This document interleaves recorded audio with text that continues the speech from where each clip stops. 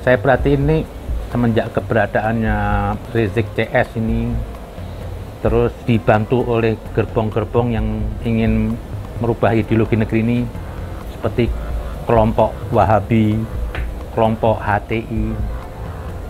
Negeri ini diseret dengan isu-isu agama, seperti mau dipisahkan Islam dan negara. Oh, partai yang itu tuh musuh betul itu dengan ulama. Jangan dipilih. Partai yang manapun tenggelamkan. Karena partai-partai tersebut merugikan Islam dan umat. Apa ya, saya lihat negeri ini sudah merdeka 70 tahun yang lalu, didirikan oleh semua golongan tanpa membedakan suku dan agama, semata ingin mengusir penjajah, ingin negeri ini merdeka. Tapi gerombolan Rizik ini terus menguatkan apa? Isu Islam. Seperti Islam tertekan. Negeri ini mayoritas Islam. Islam paling bebas di dunia itu hanya di Indonesia. Tidak ada aturan yang membatasi. Apa yang nggak diurus oleh negara? Seperti negeri ini negeri agama, saya lihat. Banyak hal yang diatur oleh untuk umat Islam. Tapi terus aja nih Rizik ini dan gerombolnya mengeluarkan isu apa? Ada yang memusuhi umat Islam. Siapa yang memusuhi umat Islam di sini? Segitunya Anda, Pak Rizik. Saya melihat ini ada apa ya? Ada gerakan ingin memecah belah negeri ini dengan isu-isu agama. Yang jelas apa? Yang atas ada yang mengambil keuntungan. Jadi mempolitisasi agama, ada yang membelinya. Jadi ada transaksi di sini. Masa masih mengatakan ada partai yang membenci umat Islam? Kayak seperti negeri ini mayoritas non-muslim. Lah, semua partai, mau PDI, Gerindra, Golkar, dan yang lainnya, itu mayoritas Islam. PDI itu mayoritas Islam. Kok dibilang katanya Anda membenci umat Islam? Ya bangkrut dong. Dan lagi-lagi Anda mengatakan membenci ulama. Semenjak ada ruwet ulama itu, semenjak ada Anda EPI, semenjak ada Rizik ini ada ulama yang harus dikriminalkan. Emang kriminal. Sebelumnya nggak ada. Pernah ada? Sebelum EPI ini ruwet-ruwet, ada ulama NU ditangkap? Nggak ada. Jadi Anda nggak usah lah mengeluarkan isu membenci ulama. Nggak ada benci ulama. Kalau Anda tuh kemarin masuk penjara, itu emang Anda kriminal. Lepaskan dulu keulamaan Anda. Ulama itu bukan jaminan kesucian, kemuliaan. Di sini ini paling gampang dapat gelar ulama. Modal bahasa Arab, jenggot, pasang sorban, bisa jadi ulama. Yang contohnya lagi saya lihat novel Pak Mukmin, juga kadang-kadang digelarin ulama ustaz. Padahal ya maaf, dia bukan Habib. Nggak jelas dari mana. Saya aja tuh paling takut dibilang ulama. Nah, kalau Anda mau terus klaim-klaim ulama, ulama yang mana? Kalau bagi saya itu 212 itu bukan ulama dia pedagang agama. Kenapa? Karena dia diorder. Masa ulama hobi demo nanti di atas teriak-teriak pakai sorban. Rusak ini Islam lama-lama. Saya aja yang malu lihatnya. Kok Islam jadi begini nih semenjak ada Rizik Syihab. Jadi kendaraan, seperti kendaraan itu buruk ke langit. Teriak-teriak takbir di jalan. Jadi jangan menganggap terus kalau ulama itu sempurna. Enggak, banyak ulama yang enggak benar. Ada perkataan, menjadi ulama itu mudah. Yang sulit apa? Jadi manusia. Dan kebanyakan orang itu sekarang apa? Bergelar ulama tapi belum pernah jadi manusia. Ya itulah, lahirlah gerombolan 212 ulama yang hobi di atas truk. Nggak Rizik turun ke mantunya lagi. Kenapa saya bilang Rizik terus? Karena dia pionir di negeri ini yang menjadikan negeri ini jadi gaduh tentang isu agama. Karena Anda aja Habib aja. Kalau Anda bukan Habib juga Anda nggak punya panggung. Jadi Anda manfaatkan gelar Habib ini apa? Karena sejarah zaman dulu, kakek-kakek saya itu sudah berjuang.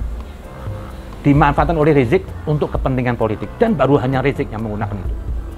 Sebelum-sebelumnya nggak ada Habib berani menggunakan gelar kehabibannya untuk keluar-keluar politik, melawan pemerintah. Itu belum ada dari itu. Cari riwayat Habib, tidak ada. Jadi tidak berarti ulama yang ditangkap polisi itu ya bukan terus mengkriminalisasi ulama. Emang sewajarnya harus ditangkap. Kok enak terus?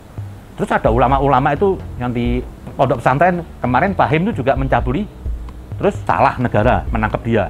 Enak aja. Jadi ulama itu bisa juga bajingan. Saya harusnya kepengen dengar dari Pak Rizik ini mengutuk Fahim kemarin, mengutuk ulama yang di mana tuh memperkosa anak. Kenapa Anda nggak kutuk Fahim? Karena dia gerombolan Anda PI. Padahal jelas-jelas mencabuli. Berarti apa? Anda nggak adil Pak Rizik. Anda cuma mau nyari-nyari kesalahan Jokowi yang nggak salah. Tapi Anda tutupin kebusukan orang di dalam FPI itu. Ali bin Abi Thalib bilang apa? Jangan Anda mengungkit-ungkit kebaikan dalam kelompok Anda hanya untuk menutupi apa? Setan yang ada di dalamnya. Jangan. Jadi kalau emang ada setannya sekalipun baik ya setan. Kurang apa itu? Yazid bin Muawiyah, Ibn Muljam itu. Ibadah rutin, semua rutin. Suka bantu anak yatim. Tapi di saat dia membantai cucu Nabi, ya dia bangsa. Dia setan. Nah ini sekarang sering dipakai sama orang-orang apa pengikut itu. Oh sudah berbuat banyak. Oh kemarin di Cianjur ini. Loh, yang bantu banyak. Tidak hanya Anda aja. Terus kalau sudah bantu di Cianjur, terus besok boleh memperkosa. Fahim? Halal. Yang di Jember itu. Jangan dong. Harus dikisos. Justru itu lebih berbahaya. Kalau mau dilihat, yang paling baik semua apa? Escobar tuh. Yang bandar narkoba. Yang ngasih makan anak yatim satu kota. Membangun sekolahan. Membangun rumah sakit. Terus Anda membenarkan dia sebagai bandar narkoba. Nggak bisa. Jadi, mau siapapun ya, kalau salah-salah. Nggak peduli gelarnya mau ulama atau enggak. Mau partai apapun yang tidak bermuka-muka Islam, ya kita katakan Islami. Kalau isinya Islami, buat apa partai yang tapi sok Islami, tapi isinya syaitoni? Banyak ulama itu yang nggak bener, itu sejak zaman Nabi. Kalau mau dibanding keulamaan Anda dengan yang bunuh Ali bin Abi Thalib, Anda nggak ada seujung kakinya. Dari segi ibadah, ilmunya semuanya, itu ulama. Jadi jangan sukalah Anda melempar isu benci sama ulama. Nggak ada di negeri ini benci sama ulama. Kalau ada seperti siapa lagi yang di penjara, Farid Utbah itu bukan ulama itu. Itu predator yang ingin menciptakan teroris, mengganggu negeri ini. Kok saya bingung sekarang dengan Rizik ini, yang katanya Habib. Kok jadi bersetubuh dengan kelompok-kelompok Wahabi ini? Kok jadi Anda membela HTI? Kok Anda jadi membela itu? Sementara itu mereka yang juga beda ajarannya dengan leluhur para Habib. Jadi Anda jangan pakai manfaatkan agama Pak Rizik. Untuk kepentingan Anda menganggap ada membenci ulama negeri ini, nggak ada. Apalagi partai, nggak ada benci ulama. Partai apa sih? Itu PDI pun juga lihat, isinya juga mayoritas Muslim. Ibu Megawati juga membangun masjid, dia juga ibadah. Jangan anggap Anda tuh melihat Islam itu harus atributnya Islam. Partainya gambarnya Habib Rizik gitu, terus ngundang Anda. Janganlah. Islam tuh nggak butuh merek. Nabi aja tidak bawa merek mendirikan negara Madinah. Itu apa? Universal, kesepakatan. Jadi jangan Anda menganggap kalau partai yang nggak berbau-bau Islam itu bukan Islami. Justru partai yang nggak pakai embel-embel Islam itu justru Islami. Seperti PD itu saya lihat Islami. Gerindra pun juga. Mungkin kalau di Gerindra ada gerombolan satu ini, yang anak Inggris masuk ini Fadlizon, yang kusak-kusuk terus ingin bersetubuh dengan Kadrun. Saya nggak tahu nih Gerindra kok masih memiara nih seperti Fadlizon. Yang sebetulnya di Partai Gerindra itu bagus, nasionalis dan agamais. Cuma adanya Fadlizon saya lihat seperti ada kekurangan dikit lah. Tapi nggak penting lah, seorang Fadlizon itu nggak efek lah buat Gerindra. Biarin aja dia ngoceh. Gitu Pak Rizik, jangan Anda mengklaim bahasanya pilih partai yang bela Islam. Partai mana yang nggak bela Islam? Semua partai itu isinya mayoritas Muslim. Jangan Anda anggap tuh orang-orang di PDI, orang-orang yang atau yang lain tuh yang berislam, tapi nggak bergaya-gaya Islam. Gak ini, dia bukan gak Islami, Islami dia. Taat sholat 5 waktu. Dan justru yang saya heran apa? Partai-partai yang bertopeng Islam itu justru partai pengkhianat. Dia dibalik-balik simbol agama untuk menutupin kebusukannya. Contohnya, partai PKS, korupsi bansos, korupsi sapi, korupsi macem-macem lah banyak. Itu partai agama. Jadi Anda janganlah mendikotomi bawa-bawa terus nama Islam. Sudah selesaikan ini negeri, nggak usah bawa-bawa nama Islam lagi. Kita sekarang apa? Satu paham Pancasila. Semua orang harus dilindungi. Terus kalau mentang-mentang mayoritas Islam, kita boleh zalim kepada yang non-Muslim. Ini kebiadaban, ini mencederai Pancasila. Semua warga negara punya hak yang sama. Dan negeri ini damai, sangat paling Islami. Tidak ada benci ulama. Terus Anda kobarkan Pak Rizik. Apa sih Anda maunya? Kok sepertinya Islam itu hanya Anda? Seperti Islam itu apa? Wujudnya Islam itu kepribadian Anda. Anda ini seperti kunci surga. Janganlah. Banyak kiai-kiai NU yang nggak begini. NU itu lembaga ormas terbesar Islam. Tapi nggak pernah membawa umat Islam dimusuhi. Nggak ada. Ini kan cuma bahasa-bahasa hoax untuk memecah NKRI. Saya khawatir Anda ini digunakan. Inilah yang sering digunakan orang tua, Pak. Mengeluarkan nama-nama Islam seperti dulu kaum Khawarij hanya untuk memecah belah. Tidak ada. Di sini Islam terbaik, ternyaman. Jadi nggak ada orang bilang Islam di musim di sini, nggak ada. Bikin masjid nggak pakai izin, semua enak. Ngatain orang Kristen nggak masuk penjara. Coba kalau ada orang Kristen ngatain umat Islam, masuk penjara.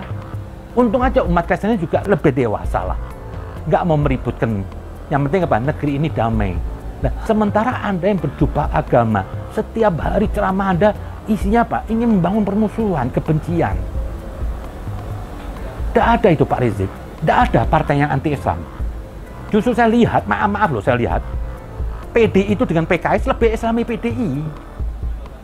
PKS ini berbahaya bagi saya. Dia memanfaatkan agama untuk kepentingan kekuasaan. Ini munafik. Saya lebih senang orang biasa mencari prestasi dengan keahliannya sendiri, bukan mendompleng agama. Jangan teriak-teriak Islam hanya supaya dirinya dihormatin. Supaya dirinya apa? Didukung oleh umat Islam. Ini mendompleng agama, ini pengkhianat bagi saya. Seperti Gerindra, silakan dia maju dengan dia membawa nasionalisme dan dia agamais, itu bagus. Jadi jangan orang tuh sok mengatakan Islam, membela-bela Islam hanya untuk cari suara, padahal dirinya nggak Islami. Tidak ada yang Islami di sini. Kalau Anda mau katakan PKS ya, itu Anda harus waspada. Lebih bahaya partai PKS yang berjubah agama, dikit assalamualaikum, pakai bahasa Arab, nggak ada ya, bobrok maling, itu yang ketangkep. Banyak yang nggak ketangkep lah mungkin korupsi. Dari mana mereka? Masa jadi anggota DPR yang dulu mukanya kisut, kok sekarang makin kaya, makin seger? Saya nggak tahu. Kok bertambah asetnya? Saya nggak tahu. Mungkin ya dia lebih pintar ngambil duitnya, saya nggak tahu.